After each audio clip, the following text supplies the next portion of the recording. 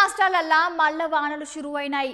పట్నంలో ఉన్నోళ్ళు ఇన్ని రోజులు ఎండల నుండి జరంత సల్లగాలి పీల్చుకుంటుంటే ఊర్లల్లో మాత్రం రైతన్నలు మళ్ళా వానలు పడితే ఇంకింత ఎక్కువ పంట నష్టమైతది, వద్దు వద్దు అని గుబులు పడుతున్నారు. అట్లా రైతన్నలు ఆగం కావద్దని సర్కారు బాగా ఆలోచన చేసి గిట్ల చేస్తున్నదంట. ఏం చేస్తున్నదో మీరు ఒకసారి చూడుండ్రి.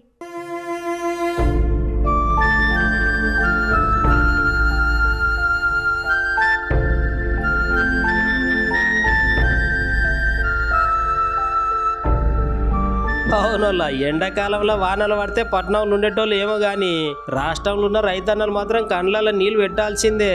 ఎందుకంటే ఇన్ని రోజులు చేసి తీరా పంట చేతికొచ్చే టయానికి పంట మొత్తం ఆగమాగం అవుతుంది. ఇప్పుడు సుత గదే అయింది.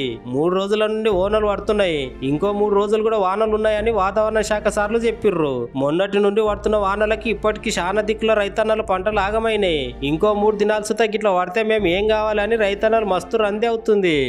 మాది రాంపూర్ గ్రామం, కొత్తవడ్ల నారాయణ. మాది 6 ఎకరాల మిర్చి వేస్తాము. మార్కెట్ రేటు లేదు. రాత్రి వాన పడ్డది. మమ్మల్ని ప్రభుత్వం ఏదో కొంచెం ఆదుకోవాలి. ఇది మక్క ఉండేది, ఇంత పచ్చని మక్కను ఈ తొందర బాధకు చిన్నబాధ రాన పరిచయ బాధకు ఇవన్నీ ఇట్లా వేసడానికి ఇప్పుడు పోతుంది. ఇంకో 10-15 రోజులు ఉండవలసిన మక్కను ఈరోజు కోసుకున్నాం. ఇది బాగా రైతులకు ఈ గవర్నమెంట్ ఏమైనా సాయం చేస్తారని అనుకుంటున్నాం.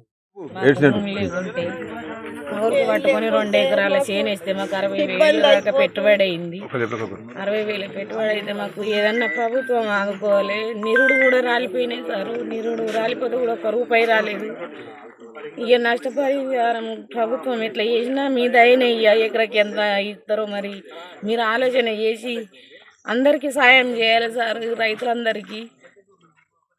గిట్ల రైతన్నల గురించి ఆలోచన చేసి సర్కారు ఒక మంచి నిర్ణయం తీసుకున్నదంట.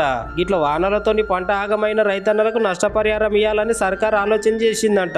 ఇప్పటి వరకు ఎంత పంట నష్టం జరిగిందో అంచనా వేయాలని సర్కారు వ్యవసాయ శాఖ సార్లను అడిగిందంట. ఎకరానికి 10,000 రూపాయలు ఇవ్వాలని సర్కారు ఆలోచన చేస్తున్నదంట. అయితే ఇప్పుడు ఎలక్షన్లకు కూడా అమలు అవుతున్నది కాబట్టి రాష్ట్రంలో ఎలక్షన్ కమిషనర్ల సార్లతోనే మాట్లాడి ఆ తర్వాత షురూ చేద్దామని అనుకున్నారంట కాంగ్రెస్ సర్కారు. అయితే ఇప్పటికే దగ్గర 50,000 ఎకరాలలో పంట నష్టం అయిందని వ్యవసాయ శాఖ సార్లు అంచనా వేస్తున్నారంట.